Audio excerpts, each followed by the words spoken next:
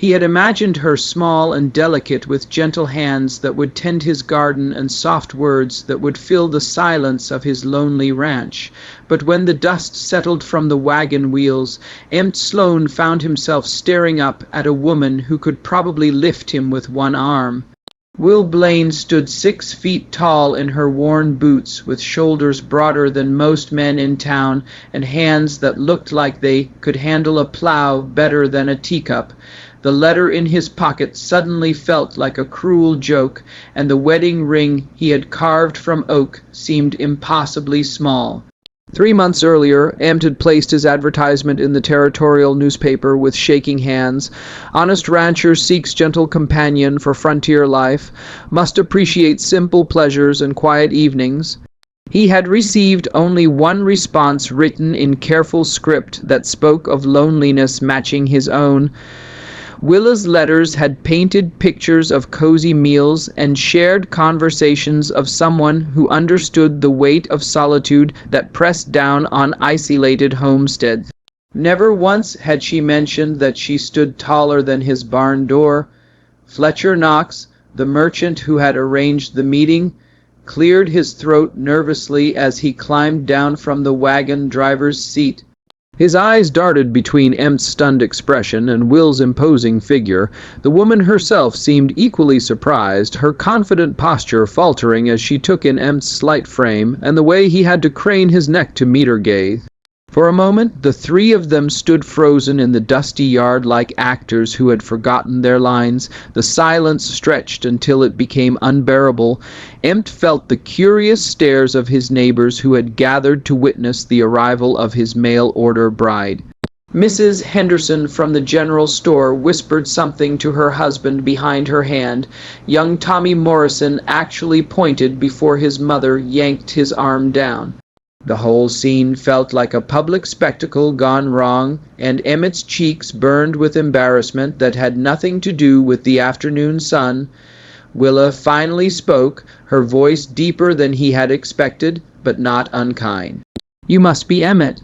She extended a hand that engulfed his own when he reluctantly offered it. Her grip was firm but careful, as if she was aware of her own strength. "I suppose we should talk." The way she said it suggested she was having the same doubts that were racing through his mind. Fletcher Knox sensed the tension and quickly busied himself unloading Willa's single trunk from the wagon bed. It was larger than Emmet had anticipated, reinforcing the growing realization that nothing about this arrangement was going to match his expectations. The merchant's hurried movements betrayed his own discomfort with the awkward situation he had helped create. But as Emmet watched Willa survey his modest ranch with what appeared to be genuine interest rather than disappointment, something unexpected happened. She didn't wrinkle her nose at the simple cabin or the patches in the corral fence. Instead, she nodded approvingly at his well-tended vegetable garden and the neat stack of firewood by the porch. Whatever shock she felt at his appearance, she was keeping it to herself with a grace he hadn't expected from someone who looked like she could break him in half. The morning after Willa's arrival brought a crisis that neither of them had anticipated. Emmet's prize bull Dakota had somehow broken through the reinforced fence during the night and was now standing defiantly in the middle of a mess. Henderson's prized flower garden 3 properties over. The massive animal was systematically destroying months of careful cultivation and the sound of misses. Henderson's furious shouting could be heard clear across the valley.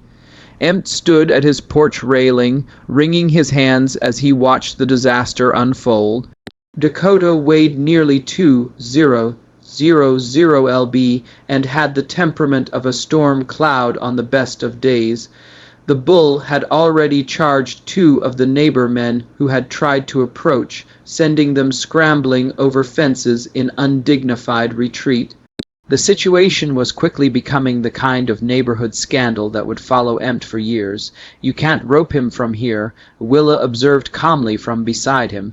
She had appeared at his elbow without him noticing, moving with surprising quiet for someone her size.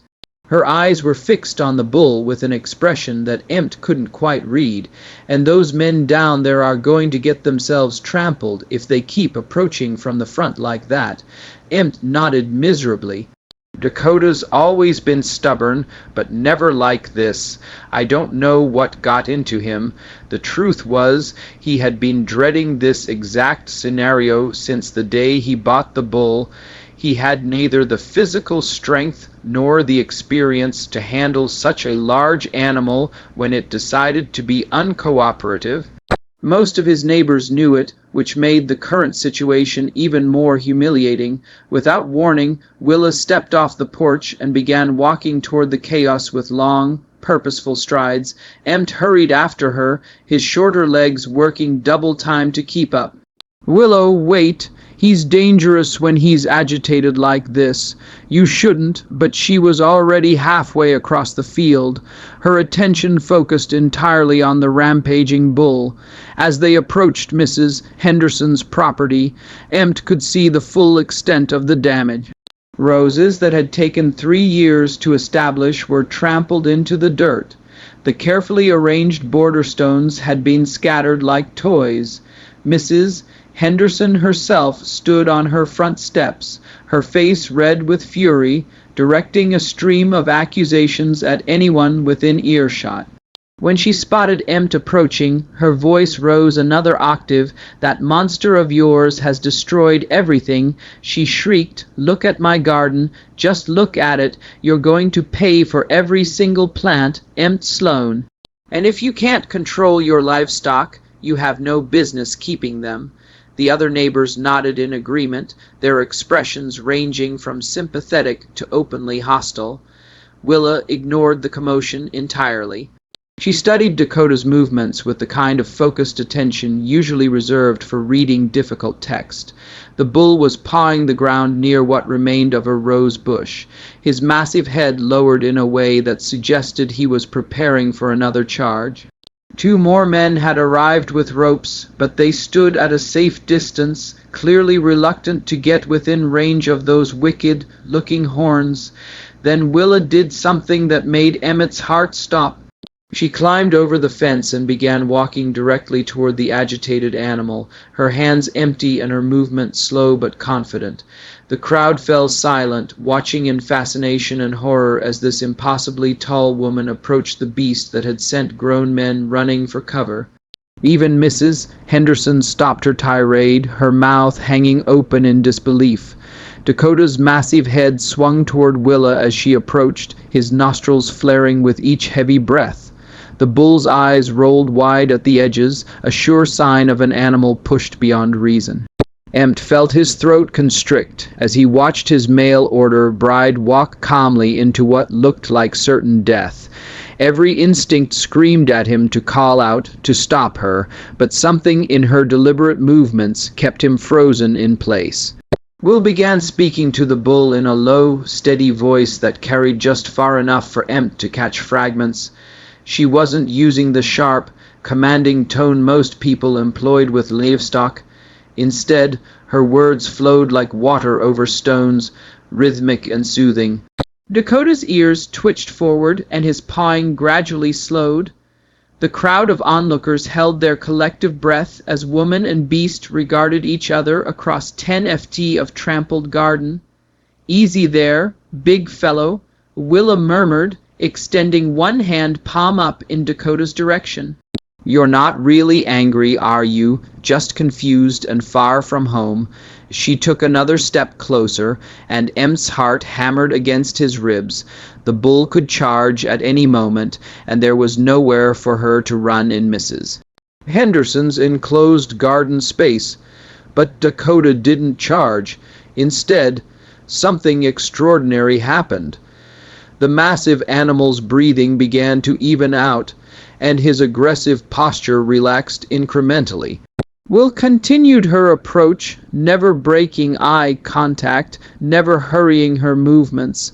When she was close enough to touch him, she reached out and placed her hand on his enormous neck right behind his left ear. The effect was immediate and startling. Dakota's head dropped lower and a sound that was almost like a sigh escaped from his chest. Willa began scratching behind his ear with practiced fingers, and the bull actually leaned into her touch like an oversized dog seeking affection. The transformation was so complete that several people in the crowd gasped audibly. "Someone fetch a lead rope," Willa called over her shoulder without taking her eyes off Dakota. Her voice carried the quiet authority of someone accustomed to being obeyed. Fletcher Knox scrambled to comply, returning quickly with a length of sturdy rope from M's barn. Willa fashioned a simple halter with movements so smooth they seemed rehearsed. Within minutes, she was leading Dakota out of the ruined garden as docilely as a lamb. The bull followed her without resistance, his earlier aggression completely forgotten. The assembled neighbors parted like water before them, their faces showing a mixture of amazement and bewilderment. Mrs. Henderson stood speechless on her porch steps, her prepared speech about livestock control dying unspoken on her lips. As they passed Empt, Willa caught his eye and offered a small smile that transformed her entire face. For the first time since her arrival, he saw past her intimidating size to something warmer underneath. "Your fence has a weak post on the north corner," she said casually, as if taming rampaging bulls was something she did every morning before breakfast. "We should probably fix that before he decides to take another walk." Word of Willa's feat with the bull spread through the settlement faster than wildfire and dry grass. By afternoon, a steady stream of neighbors had found excuses to visit M's ranch, their curiosity barely concealed behind offers of welcome meals and gardening advice. Each visitor cast furtive glances at Willa as she worked alongside Emmett to repair the damaged fence. Their whispered conversations creating an undercurrent of speculation that made him increasingly uncomfortable. The attention reached a peak when Samuel Morrison arrived with his 3 sons in tow, ostensibly to help with the fence work, but clearly more interested in getting a closer look at the woman who had tamed Dakota with her bare hands. Morrison was the kind of man who measured everything by physical strength and found Emmett lacking in most departments. His presence always made Emmett feel smaller than he already was. "Heard your lady friend has a way with livestock," Morrison commented, leaning against the fence post with studied casualness. His boys arranged themselves behind him like an audience, their eyes fixed on Willa as she drove fence posts into the hard ground with powerful swings of a heavy sledgehammer. Each blow sent the post deeper than Empt could have managed with twice as many swings. Empt felt heat creep up his neck as Morrison's implications became clear. The man was questioning whether Empt could provide for and protect a woman of Willa's obvious capabilities. It was the same doubt that had been gnawing at his own confidence since her arrival, but hearing it voiced by someone else made it sting twice as sharp. "Willa grew up on a cattle ranch in Montana," Empt replied, trying to keep his voice steady.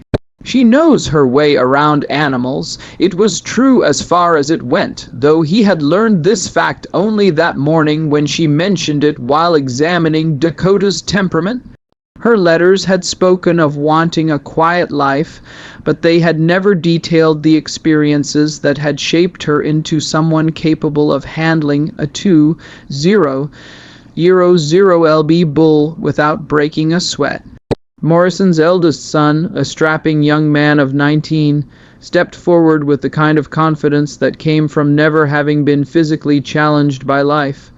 "Maybe she'd like some help with that post-hole digger," he offered, his voice carrying the assumption that his assistance would be both welcome and necessary. "Looks like heavy work for he trailed off, apparently realizing that commenting on Willa's gender might not be wise, given what they had all witnessed that morning. Willa looked up from her work, sweat glistening on her forehead despite the relatively cool temperature. Her expression was polite but distant as she considered the young man's offer. "I appreciate the thought," she said, "but I've got my rhythm now. Might be better if you helped Empt with stretching the wire." Her tone was perfectly pleasant, but there was something in it that discouraged further offers of assistance. The rejection stung the boy's pride in a way that was immediately visible. His shoulders stiffened and his jaw clenched as he realized that this unusual woman had no need for his strength or protection. Morrison's other sons exchanged glances that spoke volumes about their collective confusion regarding the proper social dynamics of the situation. Emmet watched the interaction with growing unease. He could see the wheels turning in Morrison's head, the calculations being made about power and perception and community standing. Men like Morrison lived by clear rules about who was strong and who was weak, who led and who followed. Willa's presence disrupted those rules in ways that made some people uncomfortable, but what troubled Emmet most was his own reaction. Part of him was proud of Willa's competence and independence. Another part wondered if her strength highlighted his own inadequacies in ways that would become impossible to ignore. That evening, as the last of the curious neighbors finally departed, Emmet found himself alone with Willa for the first time since her arrival. The silence between them felt heavier than the humid air that preceded a thunderstorm. They sat on opposite ends of his small porch. The space between them measured not just in feet, but in the weight of unspoken doubts and mismatched expectations. Willa broke the silence first, her voice carrying a weariness that hadn't been there when she faced down the bull.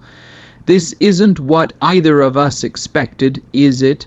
She wasn't looking at him as she spoke, but rather staring out at the darkening horizon where the first stars were beginning to appear. Her profile was strong and angular, nothing like the delicate features he had imagined during those long months of correspondence. Emmet shifted uncomfortably in his chair, the wood creaking under his slight weight. "I should have been more specific in my letters," he admitted, though even as he said it, he wasn't sure what exactly he could have written. That he was smaller than most men, that he sometimes felt lost on his own ranch, that he had placed the advertisement not out of confidence, but out of desperate loneliness, about what Will turned to face him, and her directness caught him off guard. About being shorter than average, about having neighbors who measure a man's worth by how much weight he can lift. There was no mockery in her voice, but there was a sharp understanding that made Emmet wonder what experiences had taught her to recognize such things so quickly. The honesty in her question demanded an equally honest response about feeling like I'm not enough. He said quietly, "Not strong enough, not big enough, not man enough for this life I'm trying to build." The admission hung in the air between them like smoke from a dying fire. Acrid and impossible to take back, Willow was quiet for a long moment, her fingers drumming a slow rhythm against the arm of her chair. When she finally spoke, her voice held a gentleness that surprised him. "You know what I saw today when you watched me with Dakota." She didn't wait for his answer. "I saw a man who cared more about my safety than his own embarrassment. Most men would have stopped me, would have insisted on handling it themselves, even if they got hurt in the process." Emmet felt something loosen in his chest, though he wasn't sure if it was relief or something more complicated. "And what I should have written," Willa continued, "was that I'm tired of being seen as a curiosity or a challenge. That I've spent my whole life having people assume I must be looking for someone to prove their strength against mine." The revelation shifted something fundamental in how Emmet saw their situation. All day he had been focused on what he lacked, on how he didn't measure up to some imagined standard, but Willa's words suggested that she had her own burdens to carry, her own reasons for seeking a life away from the judgments of others. "So what do we do now?" he asked, genuine curiosity replacing the anxiety that had plagued him since her arrival. Willa reached into her dress pocket and withdrew a folded piece of paper that looked worn from repeated handling. "Do you remember what you wrote in your third letter?" she asked, unfolding it carefully in the dim porch light. "You said that you believed real partnership meant two people making each other stronger, not one person making the other feel smaller. Emmet did remember writing those words, though they had seemed almost foolishly idealistic when he penned them by lamplight months ago. He had worried that such sentiment might drive away potential respondents who expected more traditional arrangements. Now hearing them quoted back to him, they sounded like a promise he wasn't sure he knew how to keep. "I meant it when I wrote it," he said slowly, "but I'm not sure I understood what it would look like in practice." He gestured toward the fence they had repaired together, where her competence had been so evident beside his own struggles. "Today made me realize how much I don't know about my own land, my own animals." Will refolded the letter and tucked it away, but not before Emmet caught sight of other papers in her pocket. More of his letters, he realized, kept and apparently reread enough to show where. The thought that his words had been important enough to preserve gave him an unexpected surge of something that might have been hope. "You know what I noticed today?" Will asked, shifting in her chair to face him more directly. "When Dakota got loose, you didn't run to get help from Morrison or any of the other men. You came to find me. That tells me something about who you are when the pretenses fall away." Emmet hadn't thought about his actions in those terms. But she was right. When crisis struck, his instinct had been to turn to her. Not because he expected her to solve his problems, but because somehow he had sensed that she would understand what needed to be done. It was a level of trust that surprised him given how recently they had met.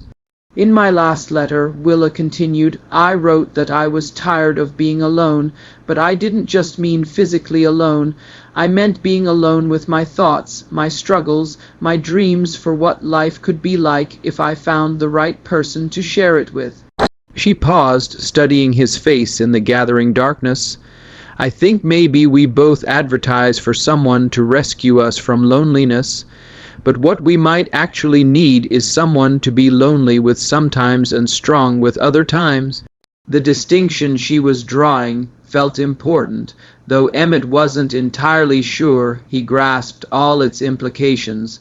Traditional marriage arrangements in their community seemed to follow predictable patterns. The man provided protection and resources, the woman provided domestic skills and companionship. What Willow was suggesting sounded more complex and more honest than those familiar roles. "So we try," he said finally. "We try to figure out what partnership looks like when it doesn't fit the usual patterns." It wasn't a question, but Will nodded anyway, her expression serious, but not without warmth. "But first," she said, standing and brushing dust from her skirt, "you're going to show me how you plan to propose, because technically we're still just two strangers who happen to be sharing a porch." Her tone was light, but there was something in her eyes that suggested the formality mattered to her more than she was letting on. Emmet felt his pulse quicken as he realized she was right. In all the confusion and awkwardness of her arrival, they had never actually addressed the fundamental question of whether they wanted to proceed with marriage. Emmet's hands trembled slightly as he reached into his vest pocket and withdrew the small wooden box he had been carrying since dawn. Inside lay the ring he had carved from a piece of oak that had fallen during last winter's storms, its surface polished smooth by hours of careful work.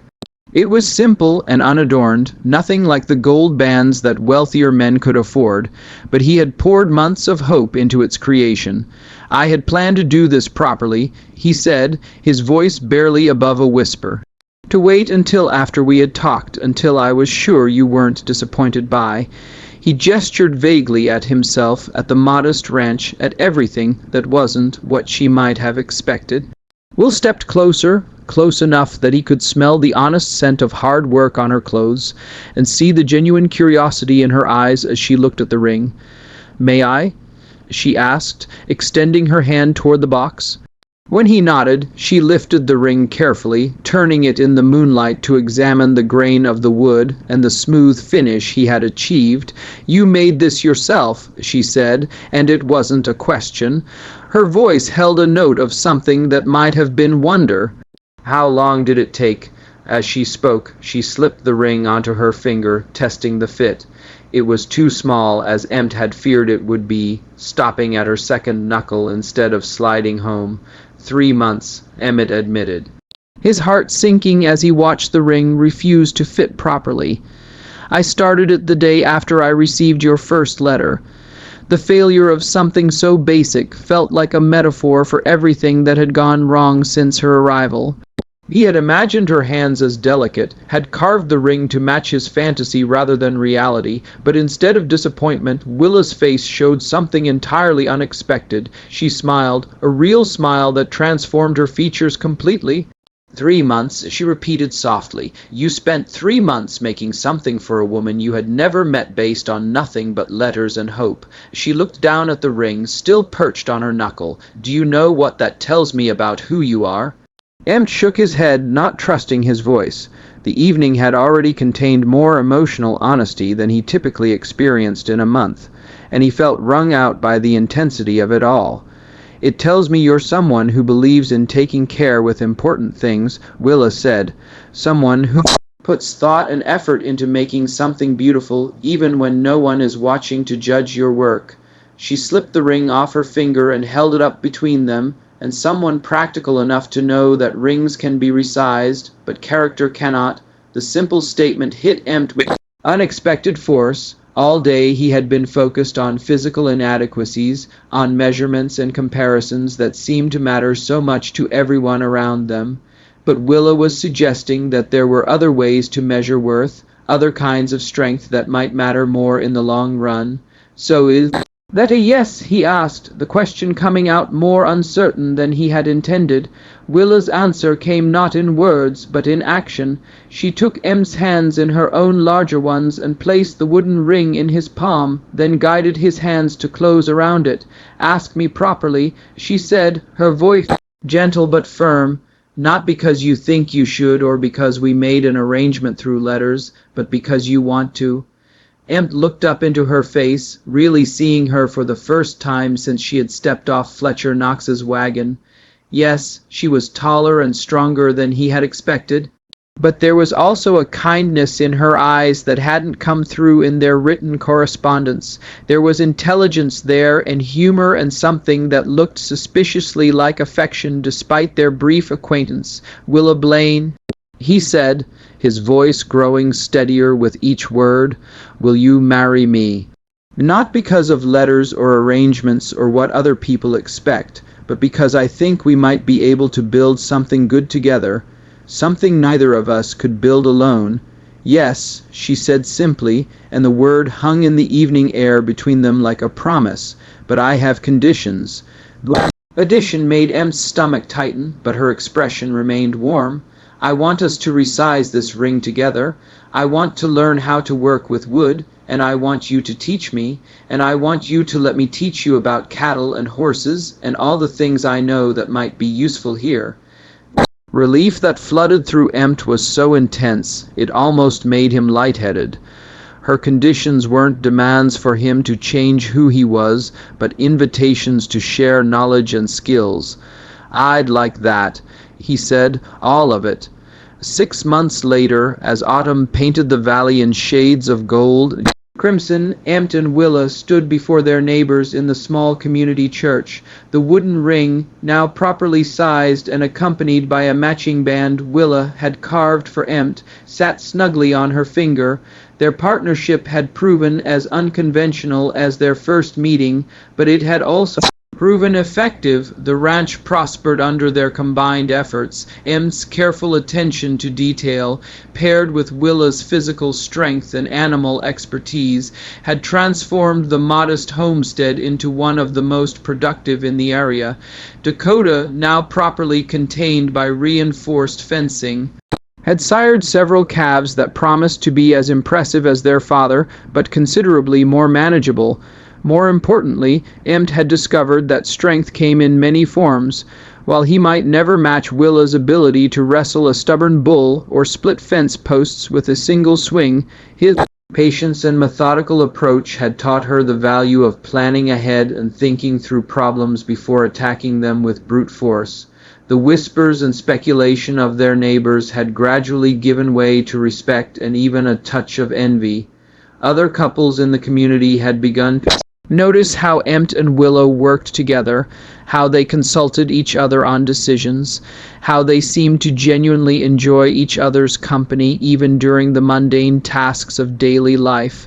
As they spoke their vows that crisp October morning, Empt caught sight of Samuel Morrison in the congregation. The man who had once questioned M's ability to provide for such a woman now nodded approvingly as the couple promised to honor and support each other through whatever challenges lay ahead. The mail-order bride arrangement that had brought them together was forgotten, now replaced by something much more valuable, a partnership built on mutual respect, shared responsibility, and the kind of love that grew from truly seeing and accepting another person exactly as they were. If you enjoyed this story, click the video on your screen now to watch another unforgettable tale where unexpected encounters change everything in the wild frontier. Don't forget to subscribe and consider a super chat to help us keep bringing you more stories like these. Your support means everything to us.